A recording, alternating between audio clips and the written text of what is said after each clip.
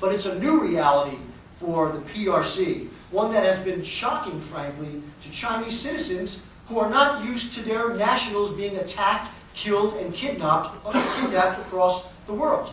I could bore you with a long list of incidents, but let me just give you a sense for what's been going on in just the last 3 years, from 2004 to 2007. Right? In that 3 years alone, more than 24 PRC nationals have been killed and another 20 wounded in armed attacks on or bombings of Chinese enterprises or projects in Ethiopia, Pakistan, and Afghanistan.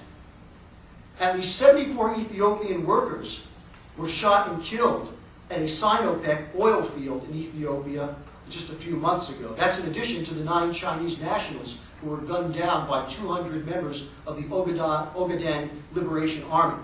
Now, in the realm of abductions, in the past 3 years, over 50 Chinese nationals have been kidnapped in Pakistan, Ethiopia, Nigeria, and Iraq, and the majority of these events have taken place in Nigeria at Chinese-owned oil facilities, as Bob had mentioned.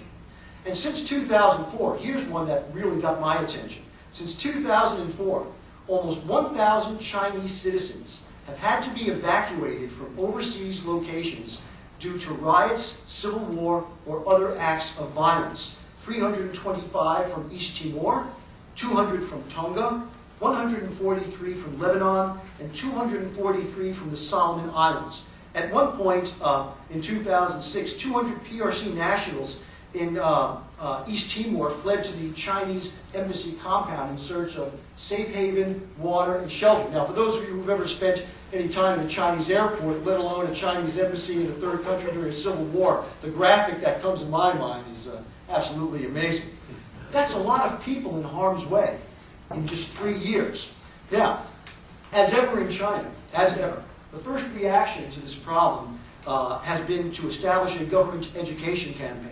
So in May 2007, after 1 month after 9 Chinese nationals were gunned down in Ethiopia, Minister of Commerce Bo Xilai announced the commencement of a training program for 1,000 officials from 2,000 state-owned enterprises on the security implications of investing overseas. Thank you, Minister Bo.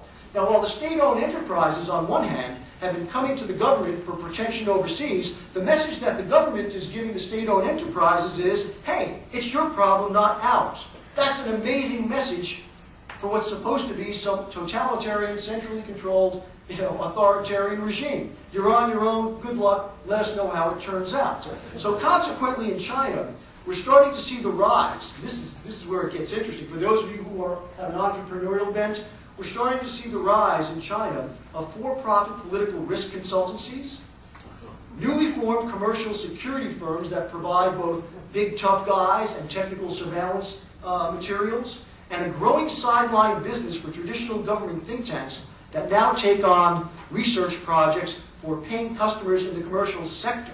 Now, this latter one is interesting to me because it's the equivalent of allowing the CIA to take on ExxonMobil as a paying client in between its government work for the president. That's what we're talking about here. That's what we're talking about. Now, finally, this situation of safety underscores for the Chinese people and the Chinese government what the Chinese People's Liberation Army currently cannot do, namely, provide security for Chinese interests overseas. Interestingly, in no case of the evacuations that I mentioned previously did the People's Liberation Army perform what we call in the U.S. military a non-combatant evacuation operation, or NEO, which is the mainstay of what U.S. forces do around the world. Why? Simply because the PLA does not have the capability to do it. The PLA cannot project force globally, even to extract its own citizens from harm's way. Right? And the fact that the PLA is incapable of securing China's interests abroad is a source of frustration for military professionals in China. As one very well-regarded PLA naval strategist, you probably know Admiral Yang Yi from Wolfgang recently wrote last month in a Chinese journal, and let me quote this is great. Compared with the extension of China's national interests, our means to protect them are too weak. The present level of military force can hardly meet the demands. China's military forces lag far behind its ability to tackle either traditional security threats. We cannot deal with terrorism beyond our borders. We cannot deliver humanitarian aid in the case of natural disaster. We cannot undertake too many UN peacekeeping operations, and we certainly cannot help over-Chinese evacuate in an international crisis. That's a tough set of pills for the very proud Jefang-Jun PLA to have to swallow. And of course, the last point I would make is the dirty little secret that, of course, everyone in Beijing acknowledges, but is rarely uttered publicly, to it that it is the United States Navy, not the Chinese Navy, that is the guarantor of the sea lanes of communication upon which China's oil flow from the Middle East absolutely depends upon. So the Chinese Navy can't even defend their own slocks for oil at the moment. This could change. This could change. But at the moment, they cannot.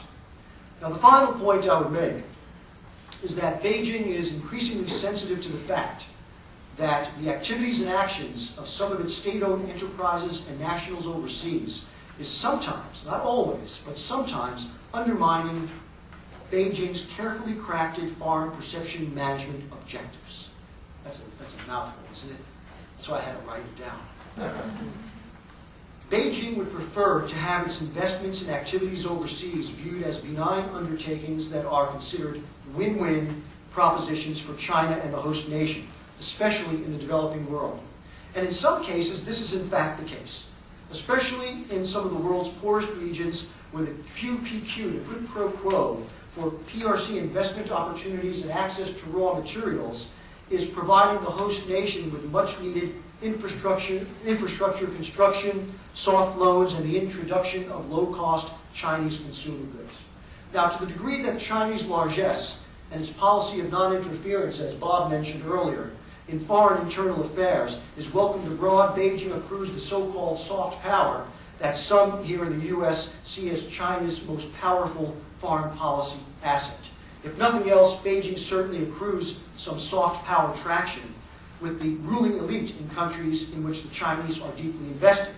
Now, unfortunately, some of those countries are Zimbabwe, Sudan, and Burma. Therefore, that creates an image problem in the West, but the Chinese don't worry all too much about that.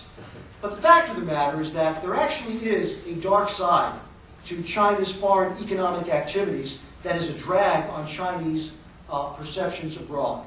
And in many ways, Chinese activities in Africa are representative of the downside of letting the Chinese come in on their terms. For example, cheap Chinese manufactured goods have put some indigenous small and cottage industries out of business in some parts of Africa, especially in the realms of textile and low-end manufacturing and electronics.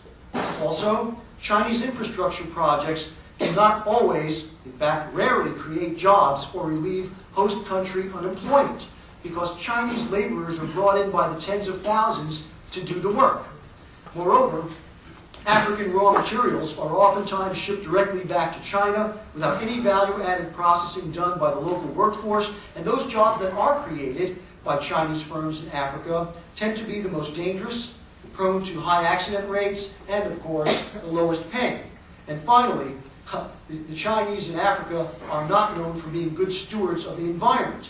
But then again, as one Zimbabwean engineer quipped in a newspaper interview, quote, "Well, that's how they run things at home after all, so what do the Africans expect?" Right?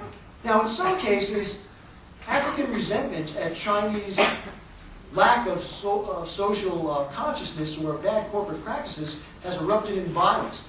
In Zambia in 2006, 6 Zambian workers, miners at a Chinese-owned mine, were killed by local police after they started a riot over low wages and safety conditions. This did not cover that Chinese corporation in Wari, and Beijing had to do a lot to suppress that particular story.